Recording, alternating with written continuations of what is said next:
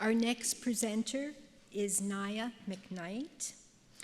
Photographer Naya McKnight is also a photo educator and teaches at the Los Angeles Unified School District.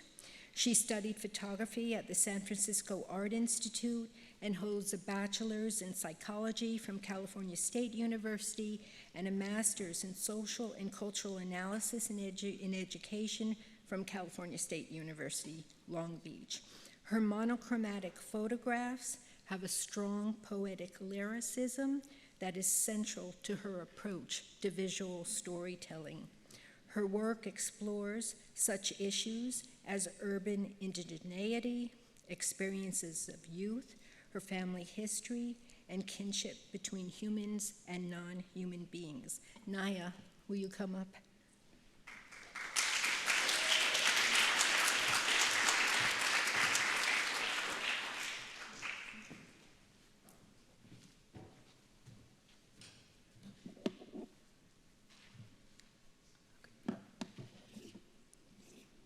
Hello, everyone. Hi, Mom.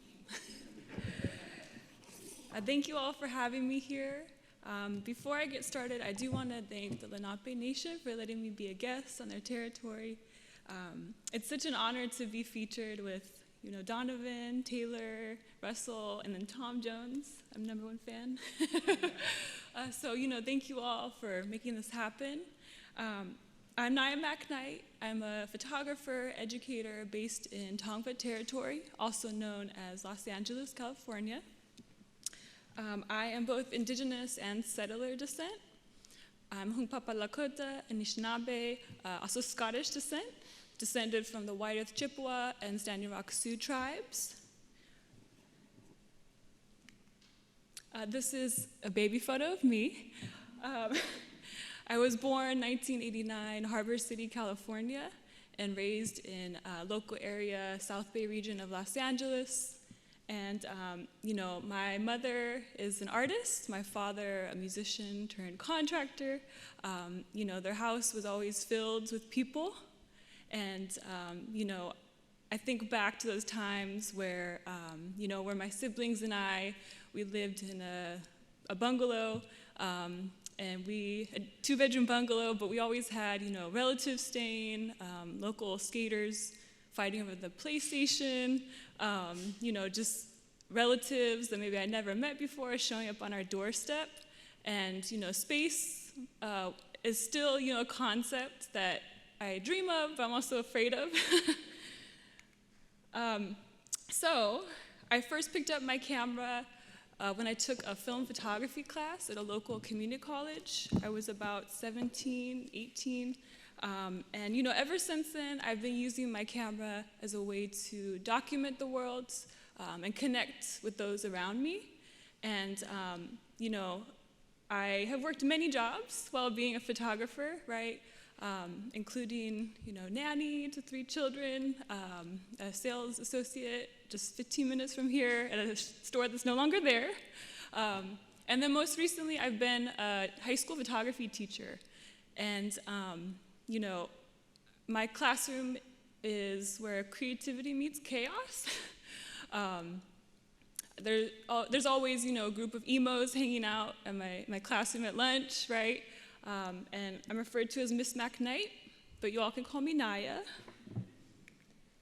So the work that I'm going to share with you today, it comes from a personal collection. My editorial work, my documentary work has been featured in publications such as New York Times, Environmental Health News, and NPR. But the series of photos, this explores all different themes within the modern indigenous experience. I want to be clear that, my perspective does not represent, everyone's perspectives, right? The more perspectives we have, the closer we can get to understanding the nuances of, indigeneity. So it all started with this woman. This is my grandmother, Frances. And yeah, she really instilled a love of storytelling with me. I think back to, being a little girl, my highlight of the week was going to her house in LA. We would sit in her living room, right, and We would sit in her living room, and we'd lay out all these pocket slot machines and drink Pepsi, Coca-Cola, depending on what she had in her fridge. And, we would just sit in silence together, right? And she often let me borrow a murder mystery novel. I'm like 8 years old, right, reading Agatha Christie.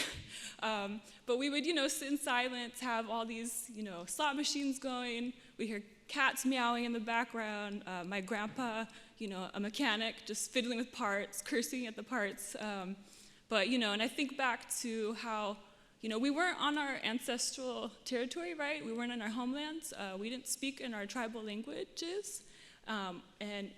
But although, we were in a new environment, she very much embodied the traditional role of elders as our most esteemed teachers. She really taught me the power of observation, and, whether that be asking me themes in, the latest murder mystery novel, teaching me how to take care of all the neighborhood animals, which included 8 cats, 2 mallards, a possum, a raccoon. She very much was an example to me to observe the world around you and study, the languages of others to connect further with your environment.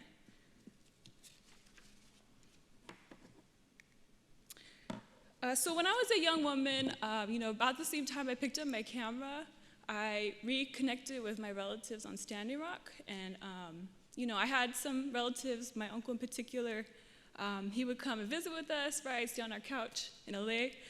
But when I was 17, 18, I just, I really felt this urge to go stay with some folks, take a break from school.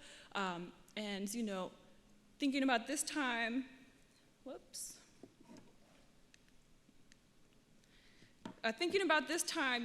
on Standing Rock really formed the way that I use my camera today, especially, at that age, first picking up a camera.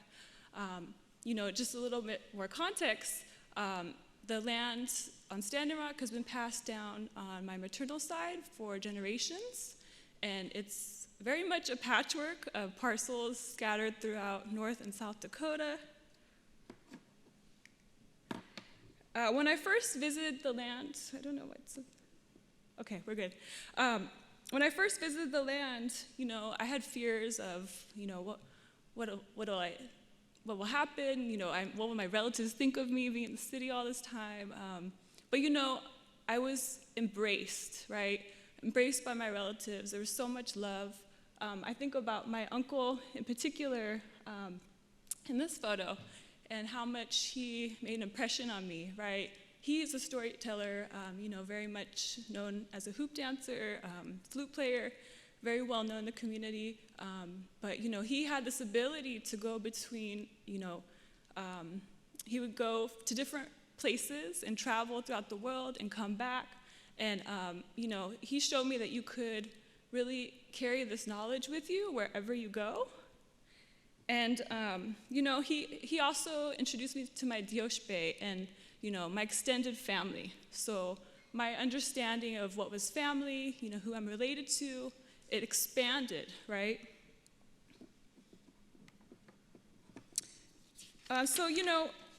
While I was there, we would spend our mornings just walking on the land. And this shot was along the Missouri River where it meets the Grand River. And, this is my mom, this is my aunt, and, at this moment, I didn't really think to take a photo, right? I just happened to be walking, right, trying to get some exercise, and then I had my camera with me. And, it very much captured how much love I felt from being in this environment, and I was just basking in that light, right, in that love that I felt. So, while there, I witnessed how powerful and vast the interconnectedness of our natural world is. In particular, when we think about buffalo, right, they play such a critical role in regeneration. Their hooves, they till the soil, and this promotes that seed-to-soil contact. And while I was here, I also was thinking about, issues I saw within my own family, living in an environment where you don't have a bus you could take or a train in the city, right, to get to work. And then also food deserts, right? How lucky we are to have such close proximity to healthy organic produce. But ultimately my time on Standing Rock just expanded my understanding of, how our community is so critical in our wellness. And then, I also witnessed that in my own family, our stories are so diverse, right? So, after spending time and then being, a young woman, first exploring photography, I was very much fascinated by, kinship and how traditional kinship ways, they really place great emphasis in our relationship with others. And, this is in contrast to, the individualism that we see that plagues, society today. And this really provided me with great comfort when I became a young mother.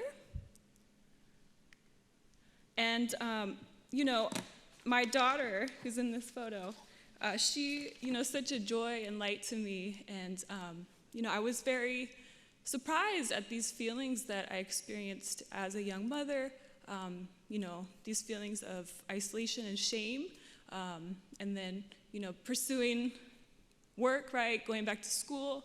I was met with criticism from others, existing outside a domestic space. But, this really revealed to me how patriarchy limits spaces for existence for alternative parenthoods.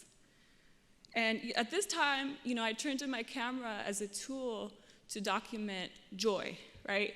To document my relationship with the natural world, to carve out the space that I wanted for me and my daughter. So nurturing my kinship with non-human beings has taught me so much about the world around me.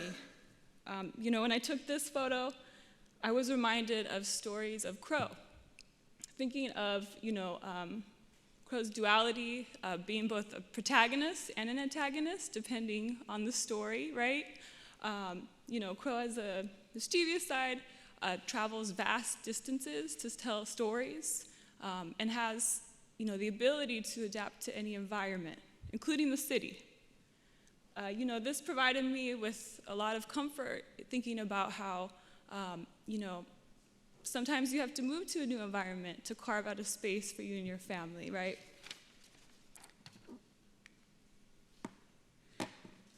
So when I took this photo, the concept of being gentle to myself was a very new and foreign concept. I had experienced domestic violence as a young woman, and when you're so focused on surviving, self-care becomes a luxury, right? So, returning to the natural world, finding a refuge with my kinship with others, it really showed me how benevolence shows how critical our wellness is, right? And when we think about our wellness, how that contributes to community wellness, right?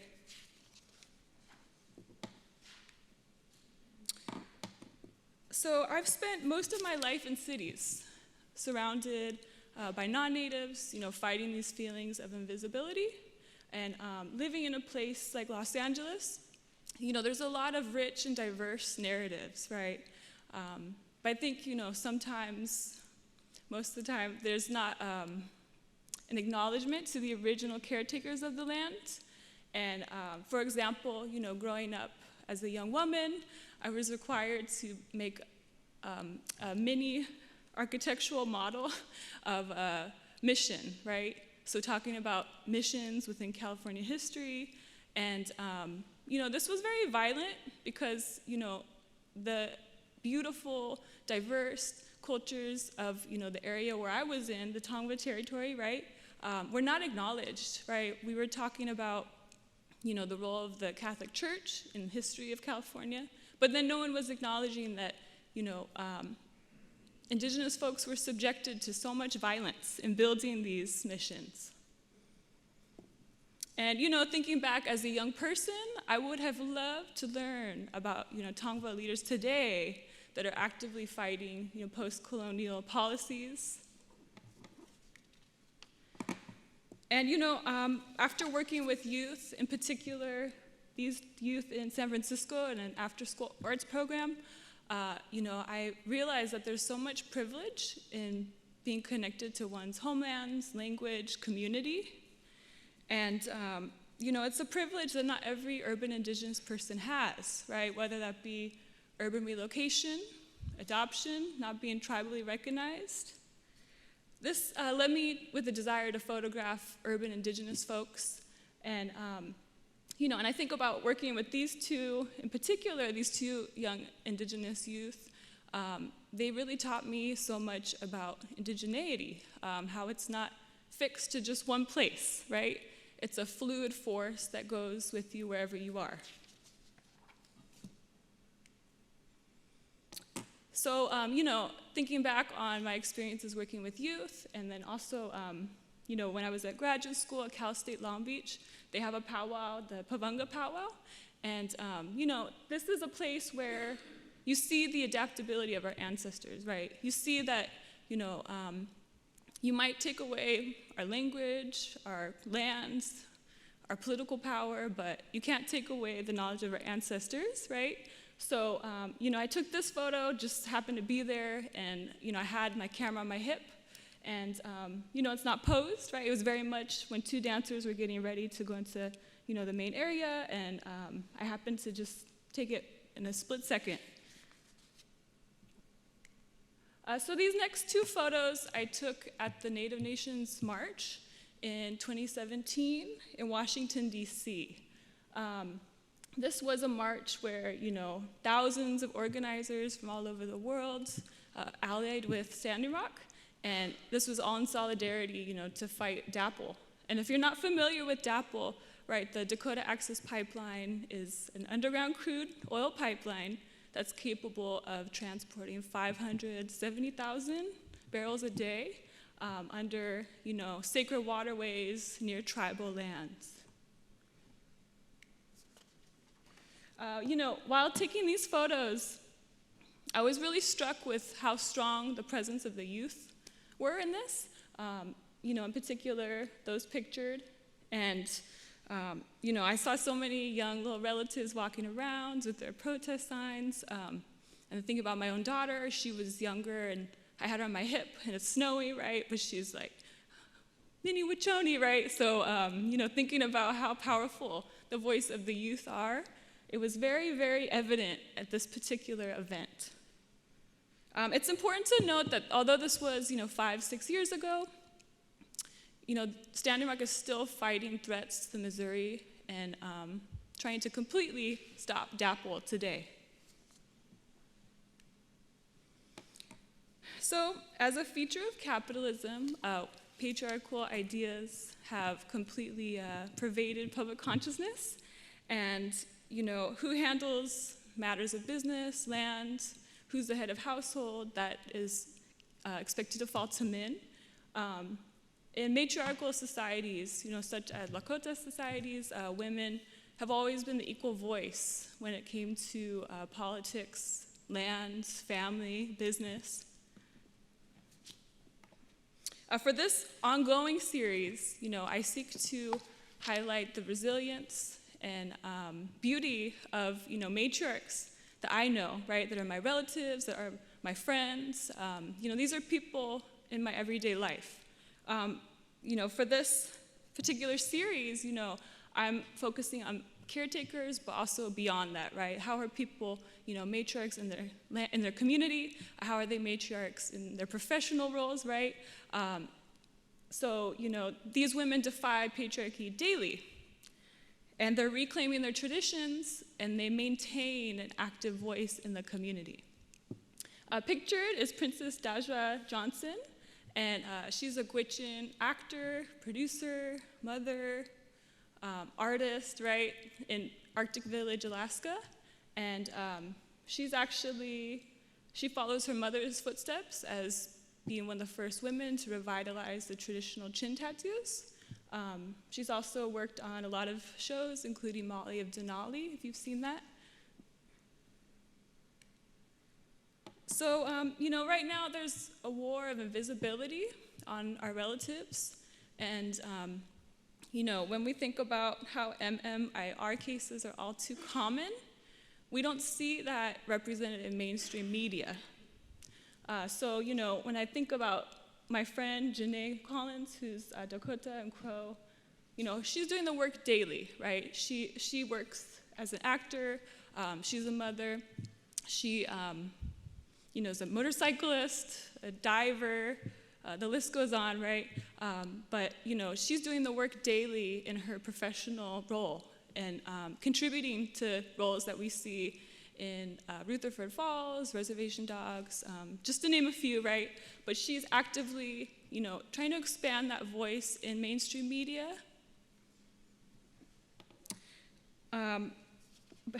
Before taking this photo, right, we were discussing, John Travolta, an urban cowboy, gossiping, drinking a lot of coffee.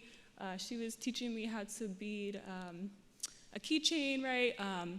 So, I think this photo was very much an afterthought. A lot of the portraits I take, it's, really something that happens maybe out of the moment, right? I see something, and, we were discussing how she has a rooftop and overlooks Wilshire Boulevard, and I thought, let's go up there. And then she's like, okay, well, maybe I'll bring the scarf, and I thought, okay. And then, we drank too much coffee, so we were talking too much. But, this really came out of our experience that day, and, our discussions, when we talk about Urban Cowboy, but also, how we approach caretaking today. And, she shared with me concepts or, practices that she does. And, one includes, having her son go stay with his grandparents on, his Crow traditional territories for a season. And, that might seem radical to other people, right? But, him spending time with his extended family, that's something that I was very inspired by, right? Because, it's not just us that are raising the children, right? It is a collective effort. So, this ongoing portrait series is really an ode to the Indigenous women that raised me, right? So I think about my own mother, and she really contributed to my perspective today. And, as her daughter, I feel her experiences of trauma, healing, and joy, they've really become my own. And, as an artist, she's really inspired me to tackle very difficult issues and channel it into our work. The perspectives of our caretakers are so vital when we're talking about all sorts of topics that we see today. Their voice deserves to be at the forefront of conversations about creativity, education, and wellness. Their lived experiences are what make us adaptive and resilient people. Our mothers are the backbone of society, and they're not here to serve you. They're not here to be a victim of your violence. So, getting this presentation together, I was trying to think about things in a linear way, chronological way, but this is not, a way that's consistent with time within traditional ecological knowledge. In the Anishinaabe-Mowin language, Anikobajigan means both descendant and ancestor at the same time. So, this existence in the past, present, and future simultaneously is very humbling, right? When we think about how small but significant our role is within the greater concept of time. By perceiving time as cyclical, we can begin to understand the temporality of all things. A change becomes, a natural and necessary step that we must adapt to. And, the fear of the unknown dissipates as we turn to our ancestors' stories for guidance. Our children's voices also become emboldened when they, know their power, right? When they know how capable they are. So, when I took this photo of my daughter, I was reminded of her tenacity as an 11-year-old, 12-year-old. And, I think her presence daily just reminds me of how much power our youth have. So, traditional ecological knowledge hold the solutions that we are looking for when it comes to topics such as climate change. I took a photograph of this oil refinery that is 1 mile from where I live. And I'm not sure if you're familiar, but LA is actually home to the largest oil wells, the largest urban oil wells in the country. And so, for this photo, I was looking at oil wells as a part of a story for Environmental Health News. And, it reminds me, every time I come home from work and I drive past it, of how, our bodies, our land, our resources are continually exploited. This photograph was actually a part of an archival project that's still ongoing. But, in this archival project, I was looking at my great-grandfather's legacy, and, he had left behind a steam trunk, and, through that experience, sifting through hundreds, thousands even, of documents, images, even objects like an eagle feather, his glasses, his ID, right? I was really trying to understand his experience, as an Anishinaabe man living the turn of the century, right? Going to boarding schools, having to move to different cities for work. And, I really used this opportunity to understand my family's history, how we ended up where we were. And this was actually a part of National Public Radio's picture show, but this is an ongoing project, as I still have thousands of objects to go through and document and archive. And in closing, I'm still learning, a lot about a world that is beyond the external, right? That cannot be photographed. And, I think often what my ancestors would think about what I'm doing, and, including my great-grandfather, right? And, I realized that there is a lot of power that lies in photography, to create these platforms for dialogue and connect with others. But, it is still a world tied to privilege, as access to a camera, having an opportunity to be heard does not happen for everyone. And so, as active participants at this time in history, I ask you all, how are we using photography to uplift voices in our community? How are we, as descendants, honoring the dreams of our ancestors? Thank you.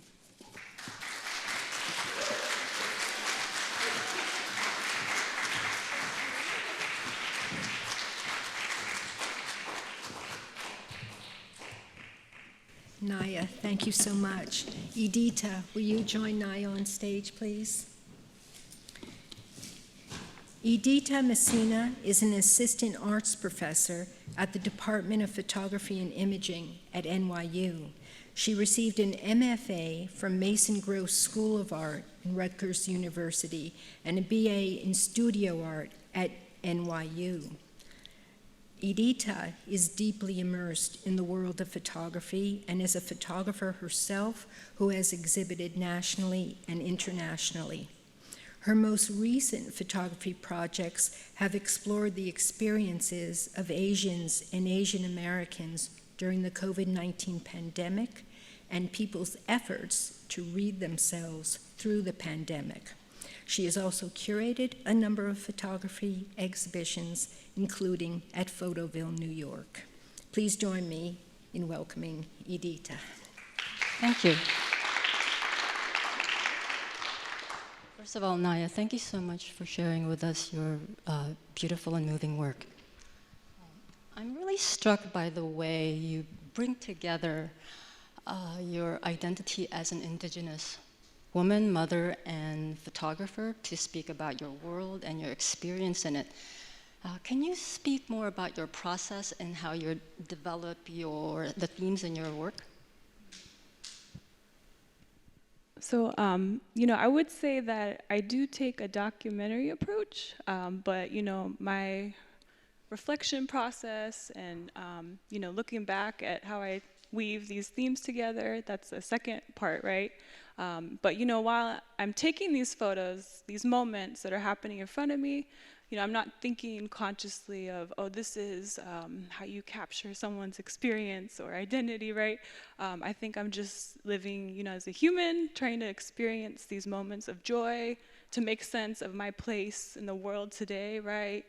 Trying to listen to, stories, ancestors, and my relatives, right? And using photography as a way to create, that dialogue after maybe an experience that happened, or, me spending time with a relative. How do I honor, their presence in my life today, even though maybe they're not physically here?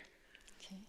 Can you speak about your early days in photography? What sparked that creative joy in making photographs? Mm-hmm. Well, I think, I've always had a love for storytelling, right? Whether it be murder mystery novels since I was 8 years old. I think my grandma instilled that in me. And, I think I always carried that with me, wanting this medium to try to speak through, right? To talk about difficult topics. And, I'm fortunate that my mother's very creative, right?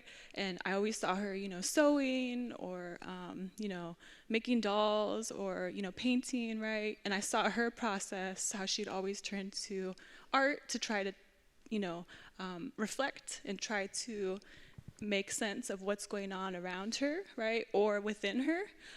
So, I think me picking up a camera, it came from curiosity, right? So, being in high school at that time, I took a class at a local community college, and I just loved the freedom that came from working in the darkroom, right? And the, long hours, and it's quiet.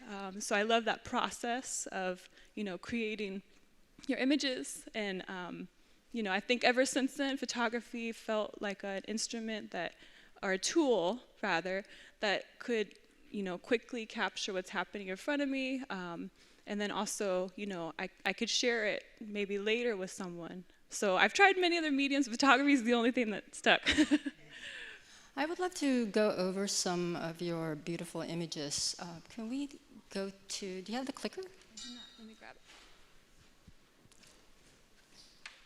I'd love to talk about the image of your mom and aunt walking through the field. Is that your mom and aunt? Mm-hmm. Okay. Yes. Okay. Okay. Here we go. Oops. I find this image extremely striking because of the way your subjects are interacting with each other, but also interacting with their environment and the beautiful sunlight. Can you speak about how you use light in your work, any strategies in your image making when you use light?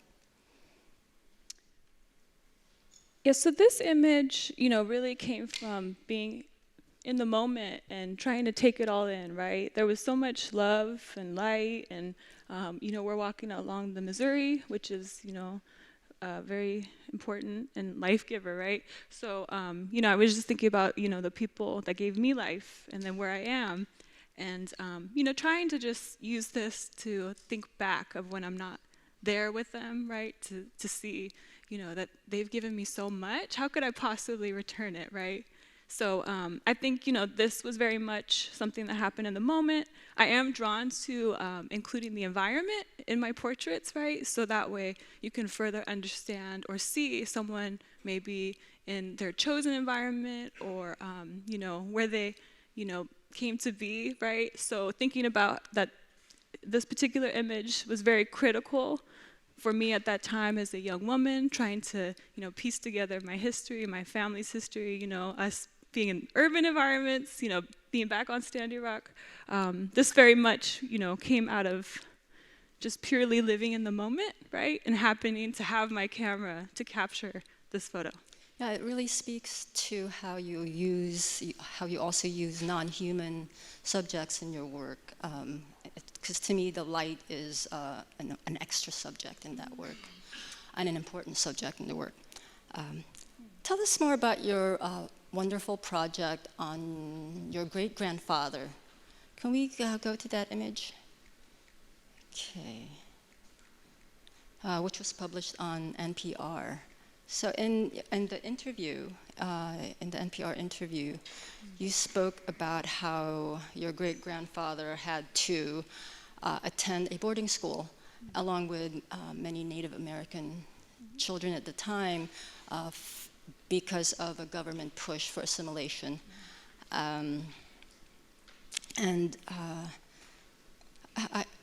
Could you speak more about your process in making these images, and also how that great gift of working with your great-grandfather's personal archive?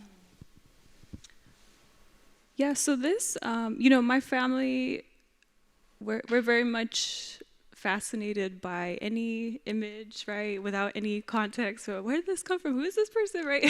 So I think it came from also, curiosity, what's in the trunk, right? So he left a steam trunk, and, we have stories, but like some of these images, I'm not sure exactly who took this photo, right? I see that, he has this handmade beaded, suit, and I'm not sure if a relative made that, right? But he did serve in the Army. He tried to go into the Marines, but they rejected him because he wasn't considered a citizen, right? So, this very much, I think, captures, how proud he was to join the Army, right? And then also, his ability to adapt to new environments. But, within this project, I think I seek to, archive all of these memories that he left in these photos that show joy, right? It shows that he's very proud that he was able to, move to these new environments and carve out a space for his family. And, he was very much a family man, right? From my understanding, from stories from others. And he loved his two daughters, right? He like my grandma, they were obsessed with football, right? They'd watch all the games, go to all the games, anywhere, right? So I think back, how curiosity really sparked my interest in this as a project. And then what I found through the process was things that I didn't know, right? And then I had opportunities to connect with relatives that, I don't live geographically close to, right? I had to call or, FaceTime, right, and ask, like, do you know, can I show you this? Do you have any stories, right? So I think it really connected us, despite being so geographically far, right? Because we have people all over the country, right? We're not in just one region. So, I think, that's what started it. And I think now it's a continuing process, because I have hundreds of photos, and I think, there's some that I won't share, right? Because maybe they mean too much to my family or protocols. But I think, some of these images I would love to help contribute to people's understanding of folks like my great-grandpa at that time. Working off a personal archive like this, and a non-dominant archive at that, it seems that there's almost this connection, a strong connection that all of a sudden happens. It's like a conversation between you and your grandfather. And how amazing is that, the way that it's almost as if he's giving you permission to speak about his history, his memory. How did your relatives and community respond to this work?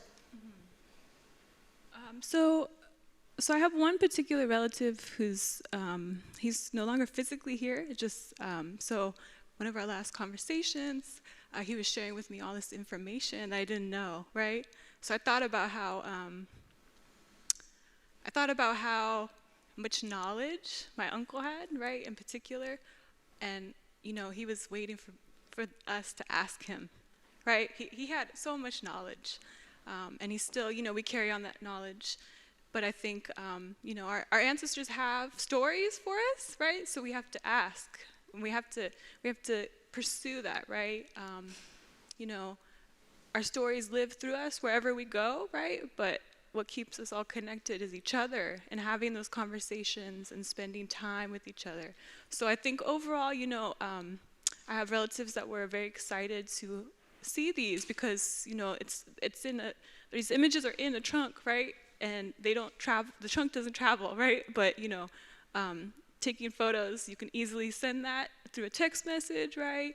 I have so many relatives that maybe they never seen a photo of him, right? And then thinking about this particular time, how, he had to face such rapid changes, right? So, I think overall my family is encouraging about it, and I am conscious of what I want to share, and then also, I think anytime you share a piece of you or your family or your identity, you do feel vulnerable, right? Because you want to protect that, right? You want to keep it as it naturally is, right? So, I think overall, as I continue this, I will continually fact check, who is this person? How do you feel about this, right? With other relatives, and keep us all involved. You mainly work monochromatically. Can you please speak about your thought processes in using black and white in your image making? Yeah, so I'm really drawn to black and white because there is this duality that, enhances what's going on in the photo, right? So when we think about shadows, highlights, darkness, lightness, right? We all have that duality. So I think black and white, enhances those qualities, right? I'm laughing because I'm thinking of some of my students. They saw a photo and they said, "You're so emo." So that makes you laugh. But with that, I think the color is also very important depending on the mood. I don't exclusively shoot black and white, right? Like I've done some assignments in color, but I think my own personal work, if I have full autonomy, I return to black and white. Well, it's been said that color is more about realism because we see in color, and that black and white maybe abstracts more. And I think that the poetry in your work is really comes from that monochrome. Okay. So photographing your mom and the matriarchs in your life, to me, is a radical act. So you go. You're awesome. Because representation matters. And the way you represent the diversity of Native American communities matter. Representation that does not stereotype and in fact delves deeply in, and adds something deeper into the conversation. I think can we turn to that work, the matriarch work?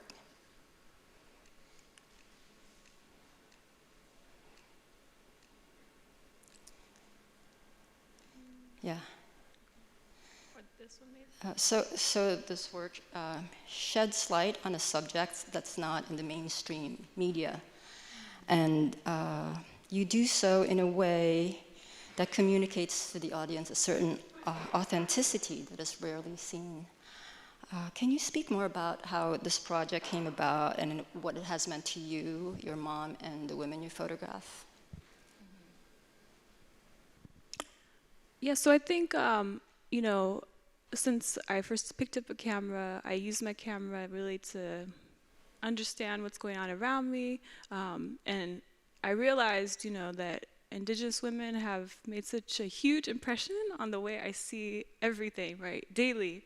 Even being in the city, I think that knowledge shows up.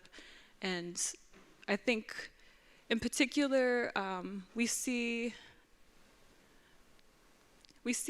patriarchy kind of expecting women to be a certain way.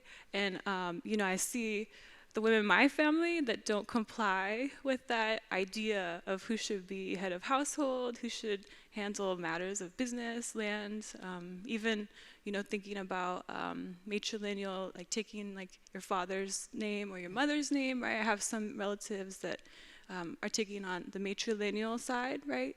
So I think about just all these women that shaped me to be who I am today, and how, you know, their knowledge really shaped how I'm raising my child, right?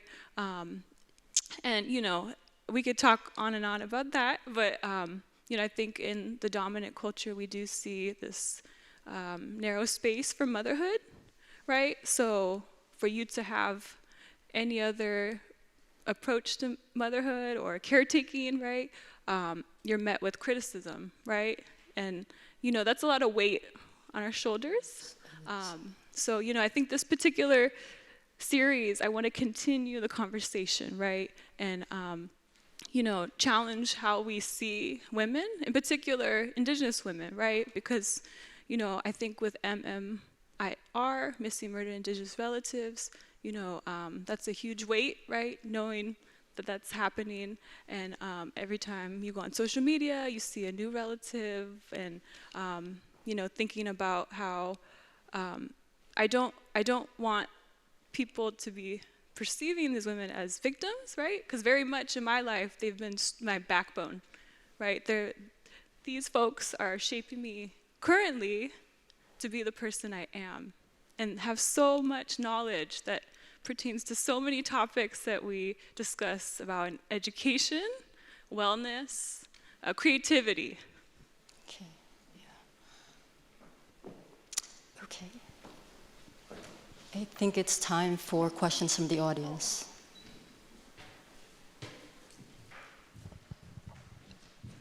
Thank you, Cecile.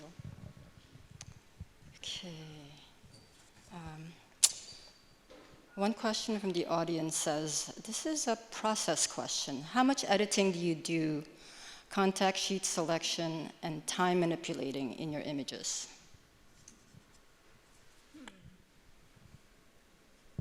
Well, I think, yeah, like I was talking about earlier, I don't really work in maybe a linear way. It's more of, you know, I take these images, and then unless I'm getting paid, I have to turn them in by a deadline. You know, I sit with them, I reflect, and then maybe even talk to other people before I feel comfortable sharing them with other people. So, you know, I think it depends. Like some of these images I took 13 years ago, some I took like 2 weeks ago. So, you know, I think it's really whatever I felt called to do at that moment. Maybe it fits in my greater themes in my work. So, you know, I think, and I do, these are all digital. I started out with film. So digital, you know, it's that immediate shot, right? The immediate gratification, but I think the reflection process does take me a long time, because I want to make sure that it feels right to share it with others.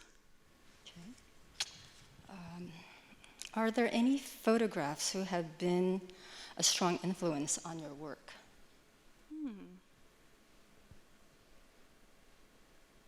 Photographs or photographers? Photographs. Yeah.